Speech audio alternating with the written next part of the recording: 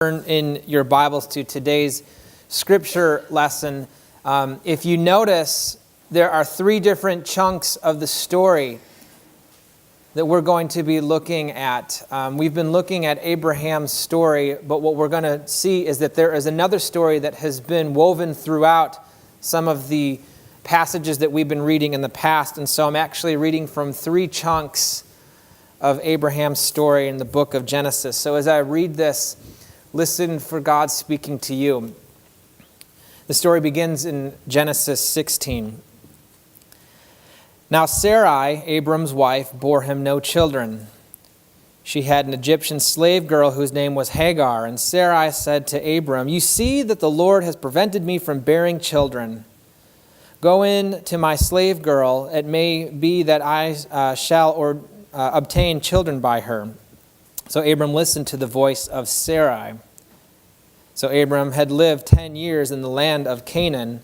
Sarai, Abram's wife, took Hagar the Egyptian, her slave girl, and gave her to her husband Abram as a wife. Hagar bore Abram a son, and Abram named his son, whom Hagar bore, Ishmael. Abram was 86 years old when Hagar bore him Ishmael. And the story continues in Genesis 21. The child grew and was weaned, and Abraham made a great feast on the day that Isaac was weaned. But Sarah saw the son of Hagar the Egyptian, whom she had borne to Abraham, playing with her son Isaac. So she said to Abraham, "Cast out this slave woman with her son, for the son of this slave woman shall not inherit along with my son Isaac." The matter was very distressing to Abraham on account of his son. But God said to Abraham, "Do not be distressed because of the boy and because of your slave woman. Whatever Sarah says to you, do as she tells you, for it is through Isaac that the offspring shall be named for you. As for the son of the slave woman, I will make a nation of him also, because he is your offspring." And then the story continues in chapter 25. This is the length of Abraham's life, 175 years. Abraham breathed his last and died in a good old age, an old man of full years, and was gathered to his people. His sons Isaac and Ishmael buried him in the cave of Machpelah, in the field of Ephron, son of Zohar the Hittite, east of Mamre, the field that Abraham purchased from the Hittites. There Abraham was buried with his wife Sarah. After the death of Abraham, God blessed his son Isaac, and Isaac settled in Beer Lahai Roi. Family, this is the word of the Lord. I think it's been well established, if any of you have spent any time with me, that I love my daughter dearly, right? I kind of talk about her a lot. And she really is one of the best things in my life right now, one of the very best things. But it doesn't mean that being a father is always easy. And I definitely don't always get it right. One such occasion happened this week when I was driving Hannah to school. And she was in her car seat in the back seat. And I was making my way. And all of a sudden, she just started to whine. She got this whiny voice. She wanted something that she had thrown on the floor.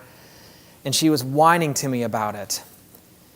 Now, normally when Hannah whines, I'm pretty good about it. I'm pretty patient. I can either tune it out or I could turn it into a game with her. I can get it turned around, but something was going on that morning in me. I don't know what it was, but for some reason, when my daughter was whining to me, the sound of that voice was like nails on a chalkboard. And it went straight into my ear, through my brain, into the depths of my soul, and it created all of this distress. And so after a couple minutes of Hannah whining and whining and whining, I finally snapped.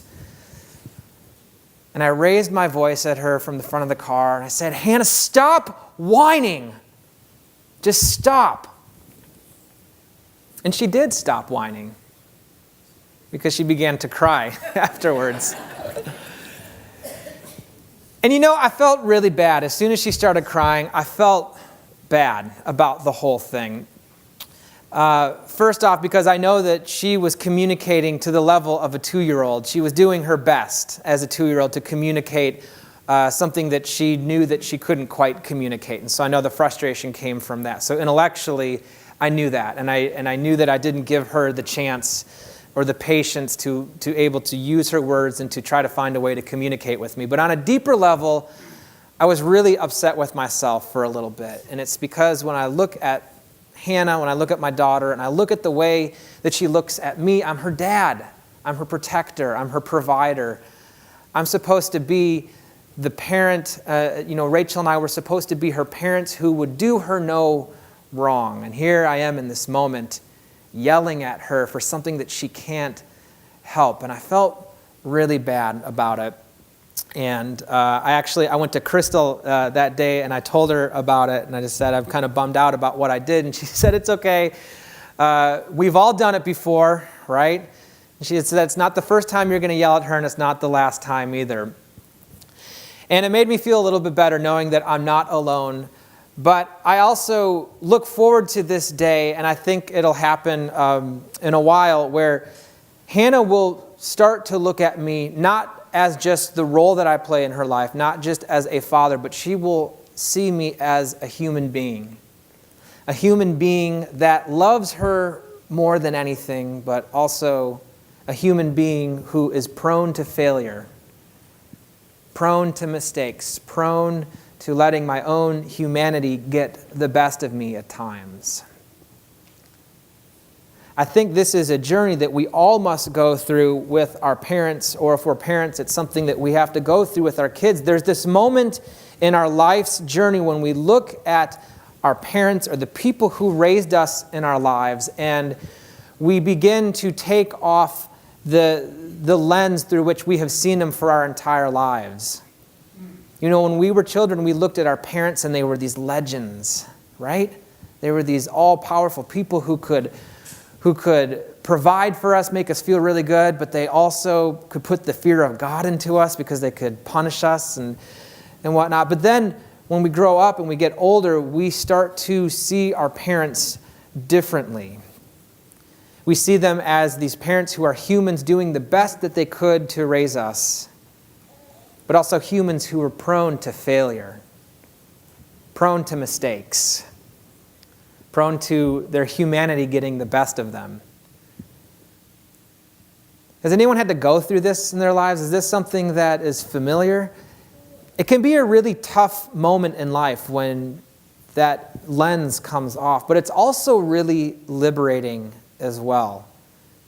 Because I think the moment that we can look at our parents as human beings, it opens up the door for grace and forgiveness to come into the relationship. And I don't know about all of you, but the moment that happened with my own parents, it actually started this new relationship, and it made us stronger, and it made us grow deeper in our relationship with each other, and we're able to grow in our relationship with Christ as a family more, as we see each other as human beings. This is something that I think is healthy for us to do in our own families, but I also think it's healthy that we do this with these people in the Bible that we read about. Because I think too often when we see these characters in the Bible, these monumental figures in the Bible, these people whom God have used to do great things, we sometimes look at them as these legends who could do no wrong. But then we come across really challenging passages where we see these people who we have come to venerate do things that if we were to translate it to today, it wouldn't be right, would it? And I think it's important for us, the same that we do with our parents, is the same that we can do with these humans that God has used in these stories. That these people in the Bible, these giants of faith, are still human beings. Human beings whom God used to do great and wonderful things, but still human beings, prone to failure, prone to mistakes, prone to letting their humanity get the best of them. Today we read through I think, one of the most difficult passages when it comes to Abraham's life. We spent the last few weeks going through the life of Abraham, and we didn't go through all of the events. I encourage you to go through Genesis, go through the entire story, and you'll see that we focused on a lot of the highlights of his life. The moments when he came together with God, and together they were doing these amazing things, and God's love and God's care and God's providence was known through Abraham. And Abraham's faith in a lot of these stories that we've gone through has been a good model for us in our own faith with God. But today, we're not going to explore one of those stories. We're going to see the other side, the human side of Abraham. And we're going to see how some of Abraham's decisions led to consequences that made life very difficult, and there's no way around it.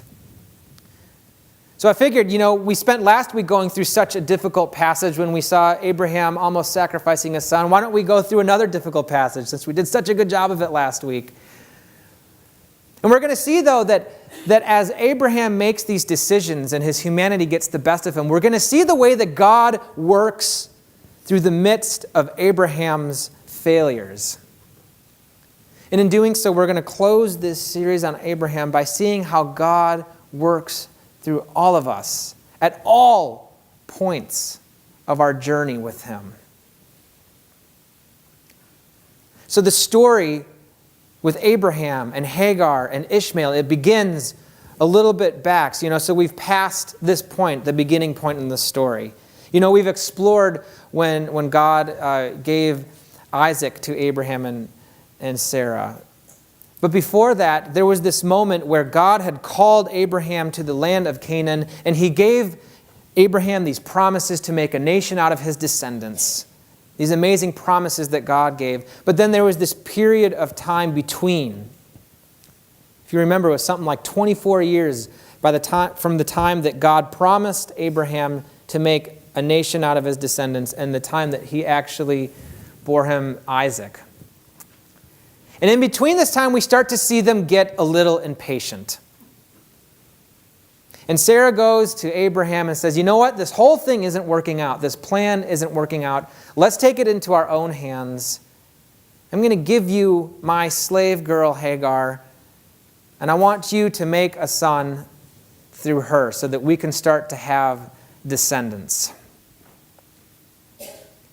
And so Abraham goes and he takes Hagar as his wife, an additional wife, and she bears him a son. She names him Ishmael. But I want you to notice that if you look in this story, at no point is Hagar complicit in these plans. But rather, this is something that her masters put her through. But the most troubling thing is that someone who has had a direct contact with God, who was called to trust in the Lord and his plan for him, all of a sudden we start to see him waffle. We start to see him second guess. We start to see Abraham take matters into his own hands. And from there, it just gets worse and worse. The consequences to his decisions begin to pile up. Because Hagar bears Abraham a son, and he names him Ishmael, and Abraham loves that kid. But we start to see seeds of humanity and seeds of brokenness start to flourish from these decisions. We see jealousy between Sarah and Hagar. And then we see Isaac be born. And then all of a sudden we see Abraham and Sarah with this situation where they have Ishmael and Isaac and they're playing together. And the consequences of one action to do it on their own all of a sudden lead them to another place where they make another bad decision to send Hagar and Ishmael away. There's no way to justify that.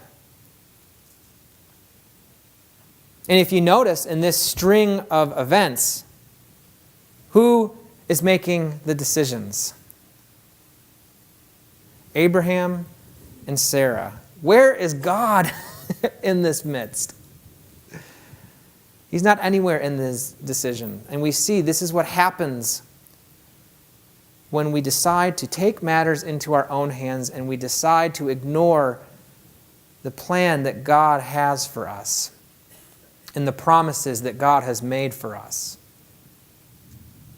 You know, it's easy to look at Abraham and Sarah in this passage and be very judgmental, but in reality, I think we need to just recognize the mistakes that they've made, but we do it from a place of humility, because I think all of us have been in that moment where we see God's plan for us. We know what God wants, but it hasn't come to fruition yet. It's not happening on our own time, and we become impatient, right? And we reach this point where our humanity gets the best of us, and we say, you know what, God, I got this. I'm going to go out on my own and do it my own way. I don't need you anymore. And that's where we start to see when our own bad decisions and leaving God out of the mix start to lead to real earthly consequences. Our own pride, our own desire to have the light shine on us instead of God leads us to make bad decisions. Our greed, our lack of ability to trust in the Lord to provide for us leads us to make bad decisions. Our fear of the unknown leads us to make bad decisions. And before we know it, we find ourselves in this place where we feel so far away from the Lord. And it may not be a major event or a major bad decision we make, but rather we see ourselves on this path and we're so far away from where we think God has been leading us, and it's been happening because we make little decisions here and there. Everyday decisions where we can choose either to follow the Lord or to follow what we want to do. And if we keep on choosing what we want to do, we end up so far away that we don't know how to get back. And that is a painful, difficult place to be. But I think it's a place that we've all been in one way or another.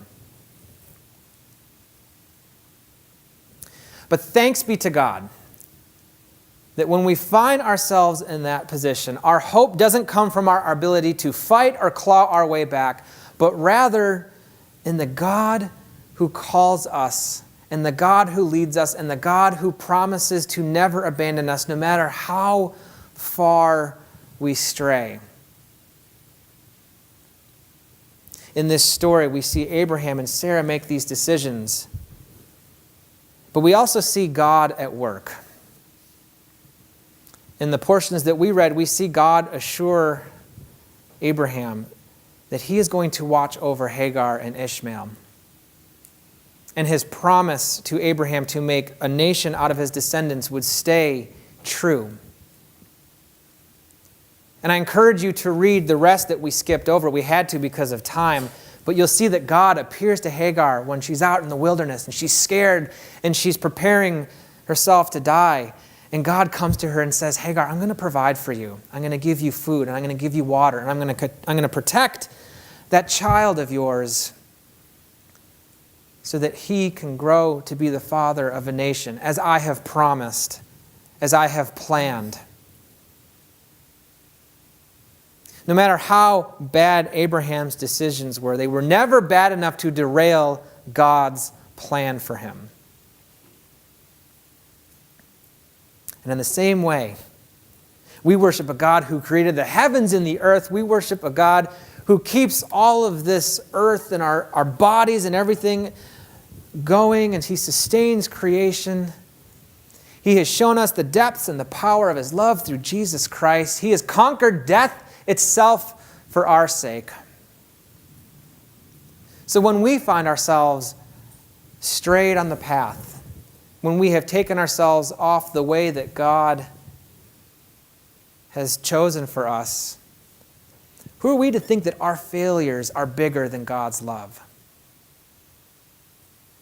Just as God assured Abraham and then Ishmael and Hagar in this story that his love stays true and that his plan will continue and that his promises are always kept, God promises to all of us that no matter where we are in our lives, whether we feel that we're right on the path that God has for us, or that we feel that we are so far away that we're just coming out here and we're coming to church because we're throwing a life vest out there, crying for help, God brings us all in. And He brings us into His love. And He trusts us to continue His work in this world. There's this moment at the end of this story where Abraham has died. And then there's this amazing moment of reconciliation where Ishmael and Isaac come together to bury their father. And it's an amazing moment. And it lasts for a very short period of time, because after that they go their own ways. But for a second, a brief moment, these two brothers were able to come together to overcome their differences, to overcome all that made them feel like they were separate from one another, and they were able to have a little bit of reconciliation in order to bury their father. And it's this hauntingly beautiful moment in Abraham's story. And it's haunting because I look at this and I sometimes wonder, did Abraham ever regret not having this moment, trying to bring about this moment of reconciliation when he was still alive? And I kind of regret that it took the death of a father to bring two brothers together, even just for the briefest moment before they both went and continued to fulfill God's promises that He made to Abraham. And I think it's a reminder that God's promises, God's plan lasts longer than our time on earth, but that does not diminish what we do while we're here on this earth. And all of the opportunities that we have and all of the decisions that we have to make. And there were moments when we will have to choose whether we follow the Lord or we give in to our humanity. I watched a video this week from Reverend William Barber, and he's an African-American pastor who's been on the front lines of fighting social injustice and racial injustice. And he organized what's called the Moral Mondays movements in North Carolina, which were these giant rallies that were issue-based, where they have been calling on their legislature to help the vulnerable. But after the events that happened in Charlottesville last week, after I think what was a reality check in our country for the amount of hatred that still exists in America today, he was asked if he ever loses hope. Is there ever so much hate going on that he loses hope of what he was doing? And his answer was amazing. He said, there are moments when there is so much hate that it can almost be dizzying, it can almost be blinding. But I'll tell you what, he said, whenever there is hate, there is always a group that rises up to oppose it. Whenever there is a group that tries to bring darkness over the land, there is always a group on the other side shining a light so that the darkness could not overcome it. And for that reason, he said, I'm so happy to be alive today. And it's a driving force for him to use every moment that God has given him to continue to go and follow Christ wherever He leads him. And that's my prayer for all of us, is that in our path and our journey with God, that we will always look to God and use every opportunity we have to follow Christ, to accept those promises that He has given us, and to craft our whole lives around this amazing love. And it's not going to be a perfect journey. There's going to be moments where we make mistakes. There's going to be moments when our humanity gets the best of us. There's going to be moments when we fail. But those failures are never bigger or stronger than the hope that God gives us in Jesus Christ. And for that reason, we can always pick our heads up and pick up our feet and continue to journey towards God. Abraham lived a long and full life, both in terms of years, but I think his faith as well. May we all have a life that is big and full as well. And may we take every opportunity to leave no stone unturned and to follow Christ wherever we go. To God be all glory and honor and praise. Amen.